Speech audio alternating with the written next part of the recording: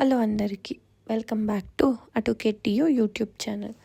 ఈరోజు నేను ఈ ఖాతా ఆన్లైన్ ఎలా డౌన్లోడ్ చేయాలి అండ్ ఇది కర్ణాటకలో మాత్రమే ఉంటుంది, ఎందుకంటే ఈ ఖాతా సిస్టమ్ కర్ణాటకలో మాత్రమే ఇంట్రడ్యూస్ చేశారు. అండ్ ఇదెందుకు మనకి అంటే కర్ణాటకలో కూడా చాలామంది ఆంధ్ర వాళ్ళు ఉన్నారు. వాళ్ళకి హెల్ప్ అవ్వాలని నేను ఈరోజు ఈ వీడియోని నమస్తే తెలుగు భాషలో వెల్కమ్ బ్యాక్ టు చేస్తున్నాను ಯೂಟ್ಯೂಬ್ ಚಾನಲ್. ఇప్పుడు నేను ಇವತ್ತು ನಾನು ಈ ಖಾತಾ ಆನ್ಲೈನ್ ಅಲ್ಲಿ ಹೇಗೆ ಡೌನ್ಲೋಡ್ ಮಾಡೋದು, ಅದರಲ್ಲೂ ನಿಮ್ಮ ಫೋನಲ್ಲೇ ಹೇಗೆ ಡೌನ್ಲೋಡ್ ಮಾಡೋದು ಅಂತ ತಿಳಿಸ್ಕೊಡ್ತೀನಿ. ಬನ್ನಿ, ಫಸ್ಟ್ ಕ್ರೋಮ್ ಅಲ್ಲಿ ಈ ಸ್ವತ್ತು ಅಂತ ಸರ್ಚ್ ಮಾಡಿ ಈ ಸ್ವತ್ತು అని ಸೊ ಒನ್ಸ್ ನೀವು ಈ ಸ್ವತ್ತು ಅಂತ ಟೈಪ್ ಮಾಡಿದ್ರೆ ನಿಮಗೆ ಸರ್ಚ್ ಹಿಸ್ಟ್ರಿಲೇ ಸಿಕ್ಬಿಡುತ್ತೆ. ಅದ್ರ ಮೇಲೆ ಕ್ಲಿಕ್ ಮಾಡಿದಾಗ www.e-swattu.karnataka.gov.in ಇದೇ ಪೇಜ್ನ ನೀವು ಸೆಲೆಕ್ಟ್ ಮಾಡಬೇಕು, ಬೇರೆದನ್ನು ಮಾಡಬಾರ್ದು. ಒಂದ್ಸಲಿ ಈ ತರ ಮಾಡಿದ್ರೆ ನಿಮ್ಗೆ ಈ ತರ ಪೇಜ್ ಕಾಣುತ್ತೆ. ಇಲ್ಲಿ ಪ್ರತಿಯೊಂದು ಕನ್ನಡದಲ್ಲೇ ಬರ್ತಿರುತ್ತೆ. ಸೊ ನಿಮ್ಗೆ ಓದಕ್ ತುಂಬಾ ಸುಲಭ ಆಗುತ್ತೆ. ಫಸ್ಟ್ ನಾಗರಿಕರ ಸೇವೆಗಳು ಅನ್ನೋದು ಇರುತ್ತೆ. ಇಲ್ಲಿ ನಿಮ್ಗೆ ಈ ಖಾತಾ ಡೌನ್ಲೋಡ್ ಹಾಗೆ ತುಂಬಾ ಆಪ್ಷನ್ಸ್ ಇರುತ್ತೆ. ನೆಕ್ಸ್ಟ್ ಬಂದು ಅರ್ಜಿಯ ಸ್ಥಿತಿ. ನೀವು EPID ಆಧಾರಿತ ಅಂತಿಮ ಈ ಸ್ವತ್ತು ಸ್ಥಿತಿ ಹಾಗೆ ತುಂಬ ಸ್ಟೇಟಸ್ಗಳನ್ನ ಚೆಕ್ ಪರಿಶೀಲನೆ. ನೆಕ್ಸ್ಟ್ ಬಂದು ಪರಿಶೀಲನೆ, ಅದಾದ್ಮೇಲೆ ವರದಿಗಳ ಕಾಲಮ್ ಬರುತ್ತೆ. ಲಾಸ್ಟಲ್ಲಿ ಉಪಯುಕ್ತ ಲಿಂಕ್ಗಳು, ಬೇರೆ ಲಿಂಕ್ಗಳನ್ನ ಅಟ್ಯಾಚ್ ಮಾಡಿರ್ತಾರೆ. ಸೊ ಒನ್ಸ್ ಇವೆಲ್ಲ ನೋಡಿದ್ಮೇಲೆ ಟಾಪಲ್ಲಿ ನಾನು ಆಲ್ರೆಡಿ ಹೇಳಿದಂಗೆ ನಾಗರಿಕ ಸೇವೆಗಳು ಆ ಕಾಲಮಲ್ಲಿ ಕ್ಲಿಕ್ ಮಾಡಿದ್ರೆ ಈ ಖಾತಾ ಅಂತ ಬರುತ್ತೆ. ಅದನ್ನ ನೀವು ಸೆಲೆಕ್ಟ್ ಮಾಡ್ಕೊಳ್ಳಿ. ಈ ಖಾತಾ ಸೆಲೆಕ್ಟ್ ಮಾಡಿದಾಗ ನಿಮಗೆ ನೆಕ್ಸ್ಟ್ ಬರೋ ಆಪ್ಷನ್ 2 ಆಪ್ಷನ್ಸ್ ಇರುತ್ತೆ. ಒಂದು ಅಸ್ತಿತ್ವದಲ್ಲಿರುವ ಖಾತಾ, ಇನ್ನೊಂದು ಹೊಸ ಖಾತಾ ಅನ್ನೋದ್ರ ಮೇಲೆ ಕ್ಲಿಕ್ ಮಾಡಿ ನೀವು ರಿಜಿಸ್ಟರ್ ಆಗಬೇಕಾಗುತ್ತೆ.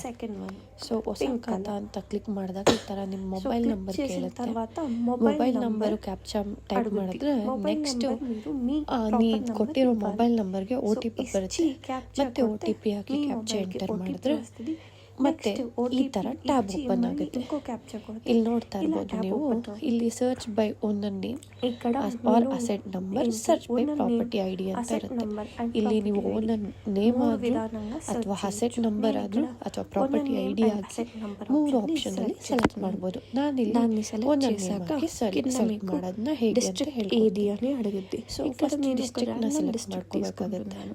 ನೋಡಿ, ಇಲ್ಲಿ ತುಂಬಾ ಡಿಸ್ಟ್ರಿಕ್ಟ್ಗಳಿರುತ್ತೆ. ಬ್ಯಾಂಗ್ಳೂರ್, ಬೆಳಗಾವಿ, ಹೊಸಕೋಟೆ, ಕರ್ನಾಟಕ, ಸೌತ್ ಕರ್ನಾಟಕ, ರೂರಲ್, ಬಾಗಲಕೋಟೆ, ಆ ತರ ತುಂಬಾ ಇರುತ್ತೆ. ತಾಲೂಕ್, ನಾನಿಲ್ಲಿ ಬೆಂಗಳೂರು ರೂರಲ್ನ ಒಂದು ರ್ಯಾಂಡಮ್ ಸೆಲೆಕ್ಟ್ చేసుకుంటాను. ತಾಲೂಕ್ ಬಂದು ಇವಾಗ ಬೆಂಗಳೂರು ರೂರಲ್ಲಿ 4 ತಾಲೂಕು ಇರುತ್ತೆ. ಅದ್ರಲ್ಲಿ ನಾನು ದೇವನಹಳ್ಳಿ ತಾಲೂಕನ್ನ ಸೆಲೆಕ್ಟ್ ಮಾಡ್ಕೊತಿದ್ದೀನಿ. ಪಂಚಾಯತಿ, ಇಲ್ಲಿ ನಿಮಗೆ ತುಂಬಾ ಪಂಚಾಯತಿಗಳಿರುತ್ತೆ. ಸೊ ಇಲ್ಲಿ ನೀವು ರ್ಯಾಂಡಮ್ ಆಗಿ ಯಾರು ಮಾಡ್ಕೊಂಡು ನಾನು ಆರೋಹಳ್ಳಿ ಪಂಚಾಯತಿನ ಸೆಲೆಕ್ಟ್ ಮಾಡ್ಕೊತಾ ಇದ್ದೀನಿ. ಸೊ ನೆಕ್ಸ್ಟ್ ಬಂದು ವಿಲೇಜ್. ಸೊ ಇಲ್ಲಿ ವಿಲೇಜ್ ನ ಸೆಲೆಕ್ಟ್ ಮಾಡ್ಕೊಬೇಕು. ನಾನು ರ್ಯಾಂಡಮ್ ಆಗಿ ಒಂದು ದೊಡ್ಡ ಮುದ್ದೇನಹಳ್ಳಿ ವಿಲೇಜ್ ಸೆಲೆಕ್ಟ್ ಮಾಡ್ಕೊತಾ ಇದ್ದೀನಿ. ಹೀಗೆ ಕೆಳಗೆ ಹೋದ್ರೆ ನಿಮಗೆ ಆಲ್ರೆಡಿ ಇಲ್ಲಿ ಆ ಗ್ರಾಮ ಪಂಚಾಯತಿ ಆ ವಿಲೇಜ್ ಅಡಿಯಲ್ಲಿ ಯಾವ್ಯಾವ ಈ ಖಾತೆ ಇದೆ ಆಲ್ರೆಡಿ ನಿಮಗೆ ಶೋ ಆಗುತ್ತೆ. ಇಲ್ಲಿ ಸರ್ಚ್ ಅನ್ನೋ ಒಂದು ಕಾಲಮ್ ಇದೆ ನೋಡಿ. ಸೊ ಹೀಗೆ ಈ ತರ ಪ್ರತಿಯೊಂದು ಖಾತಾನು ನಿಮಗೆ ಅವೈಲಬಲ್ ಇರುತ್ತೆ. ನಿಮಗೆ ಪ್ರಾಪರ್ ಆಗಿ ಗೊತ್ತಿಲ್ಲ ಅಂದ್ರೆ ಈ ತರ EPID number asset number select ಮಾಡ್ಕೊಬೋದು. ಅಂಡ್ ಇನ್ನೊಂದು PID number asset number 2 different. So ಇಲ್ಲಿ PID ನಂಬರ್ನ ನೀವು ಬೇಸ್ ಮಾಡಿದ್ರೆ ಅದು ತೋರಿಸಲ್ಲ. ಈ ತರ ನೀವು ರಾಂಗ್ ಕೊಟ್ಟರೆ ಡೇಟಾ ನಾಟ್ ಫೌಂಡ್ ಅಂತ ಬರುತ್ತೆ.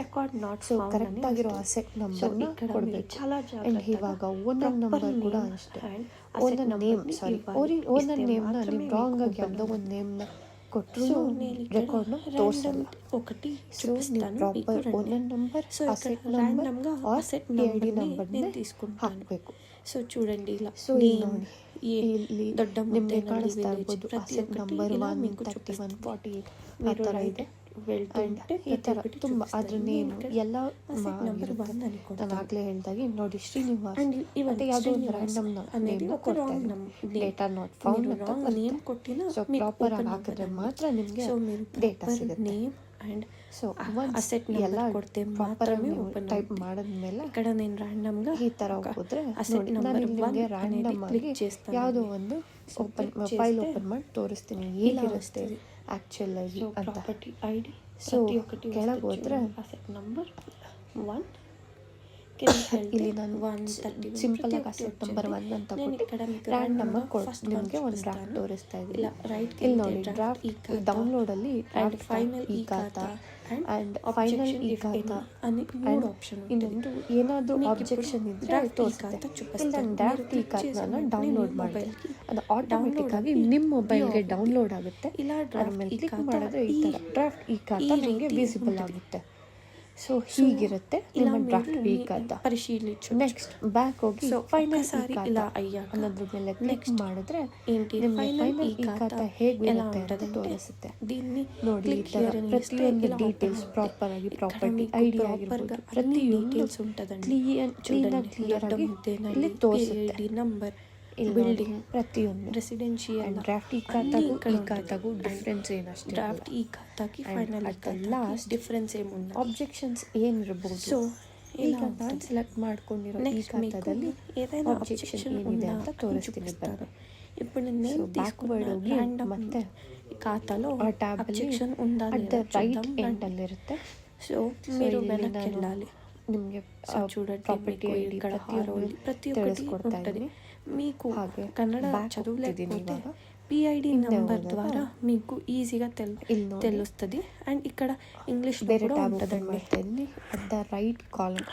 సో వన్స్ ఇవన్నీ అయ్యాక రీఎంబర్స్ చూడండి ప్రాపర్టీ ప్రతి ఒక్కటి ఇంగ్లీష్లో కూడా మీకు ఇచ్చుంటారు. సో ఈవెన్ తెలుగు ఎవరైనా చేయొచ్చు. సో ఫస్ట్ మళ్ళీ నేను ఇక్కడ కొన్నిసార్లు ఇలా వెబ్సైట్ క్రాష్ అవ్వద్దండి. సో మళ్ళీ మీరు రీచెక్ కొడితే వచ్చేది. సో రైట్కి వెళ్తే objection not to issue final. ఏమేమి అబ్జెక్షన్ ఉంది, ఎందుకు ఇవ్వలేదు, ఇక్కడ వీళ్ళు ఆధార్ ఇవ్వలేదండి. సో వీళ్ళకి ఆధార్ ఇవ్వాలి అనే మ్యాండేటరీ ఏం లేదు. ఇవ్వరు అంటే PDO దగ్గర వెళ్ళి అప్లికేషన్ని రేజ్ చేయాలి. సో వన్స్ ఇది అయ్యాక అండ్ ఇఫ్ ఇన్ కేస్ మీరు ఆధార్ కార్డ్ ఇస్తానంటే ఈ KYC కూడా ఆన్లైన్లోనే చేసుకోవచ్చు. ఎలా చేసుకోవాలని కంప్లీట్గా ఇక్కడే ఉంటుందండి. సో ఇవన్నీ చేశాక సబ్మిట్ ఇస్తే మీకు సబ్మిట్ అవుద్ది ಅಂತ ಕೊಡಬೇಕು. ಸೊ ಇದಾಗಿರುತ್ತೆ ಹೇಗೆ ನೀವು ಡೌನ್ಲೋಡ್ ಮಾಡ್ಬೋದು ಅನ್ನೋದನ್ನು అయిపోద్ది. అండ్ ధన్యవాదాలు. ఇలా ఉంటుందండి e-Khata డౌన్లోడ్ చేయడం. ನೋಡಿದ್ಕೆ సో నా వీడియో చూసినందుకు like share thank subscribe you. ಮಾಡಿ. ఇలాంటి మరొక ఇదే ತರ ఇన్ఫర్మేషన్ కోసం ఇన్ఫర్మేషన్ నా యూట్యూబ్ ఛానల్ని ఫాలో చేయండి. అడ్వకేట్ డి అలాగే నా సబ్స్క్రైబ్ అడ్వకేట్ డియో ఇన్స్టాగ్రామ్ పేజ్ని ಹಾಗೆ ఫాలో చేయండి. ನನ್ನ ಇನ್ಸ್ಟಾಗ್ರಾಮ್ ಪೇಜ್ನು ಫಾಲೋ ಮಾಡೋದು ಮರಿಬೇಡಿ.